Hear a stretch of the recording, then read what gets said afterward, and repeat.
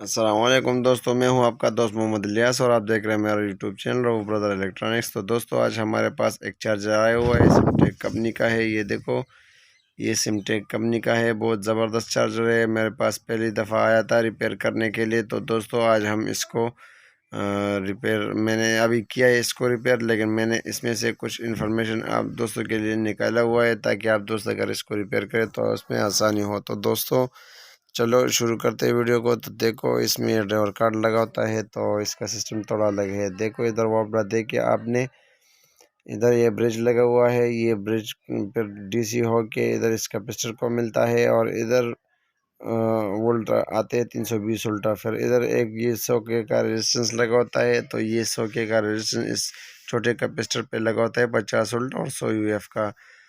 تو پھر یہ کیپیسٹر جو ہے اس آئی سی کے ساتھ لگا ہوتا ہے۔ جب آپ اس ڈرائیور کارڈ کو باہر نکالتے ہو تو یہ 72 وولٹ ادھر آتے ہیں اس کیپیسٹر پہ، اور جب آپ اس کو دوبارہ آئی سی کو لگا کے یہ ڈرائیور کارڈ آپ لگاتے ہو تو پھر ادھر جو ہے وہ 8.20 کچھ ایسے وولٹ آتے ہیں۔ تو دوستو یہ دیکھو اس کا جو کپلر ہے یہ والا، یہ آپ نے لازمی چینج کرنا ہے، کیونکہ اس کی وجہ سے مسئلے بہت آتے ہیں اس میں۔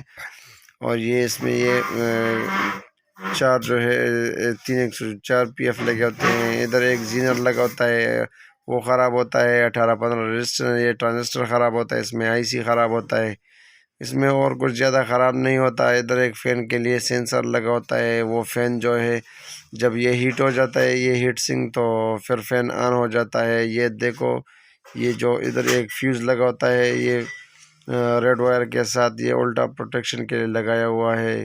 اس میں بس آئی سی خراب ہوتا ہے، وہ زینر خراب ہوتا ہے، آئی آر ایف خراب ہوتا ہے۔ اس میں ایک بات ایک اور ہے، دیکھو دوستو یہ ایک نہیں، یہ دوسرا والا ریزسٹنس جو ہے یہ آئی سی کے ساتھ یہ دوسرا لگا ہوا ہے۔ تو یہ کمپنی کا لگا ہوا تھا، 820 اوہم کا لگایا تھا انہوں نے۔ تو میں نے اس کارڈ کو دوبارہ نیو بھی سب کچھ لگایا، پھر بھی اس کا جو بیسنگ ادھر آئی آر ایف کو نہیں مل رہی تھی۔ پھر ادھر جو ہے یہ ریزسٹنس میں نے 1K کا لگایا ہے، تو میرا چارجر جو ہے وہ چل گیا ہے۔ جو کمپنی نے 820 اوہم کا لگایا تھا، اس کے بعد میں نے کچھ ویلیوز چینج کر کے صرف ایک ریزسٹنس کی وجہ سے مجھے تقریباً 1-1.5 گھنٹہ تکلیف اٹھانا پڑا۔ تو یہ ریزسٹنس میں نے چینج کیا 1K کا، تو یہ میں نے لگایا ہے۔ تو الحمدللہ میرا چارجر جو ہے ابھی یہ ٹھیک ہو گیا ہے۔ صحیح ہے دوستو، اس میں اور زیادہ خرابی نہیں ہوتا۔ یہ 7812 ادھر دیکھو 7812 لگا ہوتا ہے، یہ خراب ہو جاتا ہے، یہ والا 7812 خراب ہو جاتا ہے، اور باقی اس میں کچھ اتنا خرابی نہیں آتا کیونکہ زبردست چارجر ہے۔ اور ایک دوست یہ ہے کہ اس کا جو آؤٹ پٹ وولٹ ہوتا ہے وہ بہت زیادہ آتا ہے، 28 وولٹ آتے ہیں۔ تو دیکھو یہ آئی سی، یہ زینر اور آئی آر ایف، تو یہ 3 چیزیں اس میں خراب ہوتی ہیں، زیادہ چیزیں خراب بھی نہیں ہوتا۔ اور دوستو اس کا وولٹ 28 وولٹ آتے ہیں، 25 سے 28 وولٹ آتے ہیں۔ جب آپ اس کو بیٹری پہ لگا کے اور واپڈا میں لگاتے ہو تو اس کا وولٹ جو ہوتا ہے وہ پھر 14.20 ہو جاتے ہیں۔ تو اس کا وولٹ جو ہے اسی طریقے سے آتا ہے۔ اکثر دوست سے اگر اس پریشانی میں ہے کہ ہمارا چارجر وولٹ زیادہ بتا رہا ہے تو اس کا کوئی مسئلہ نہیں ہے، کیونکہ میں نے اس کو اسی طریقے سے دیکھا تھا، لیکن جب بیٹری کے ساتھ اٹیچ کر کے اس کا وولٹ دیکھا تو یہ 14 وولٹ پہ پھر خود بخود شفٹ ہو گیا تھا۔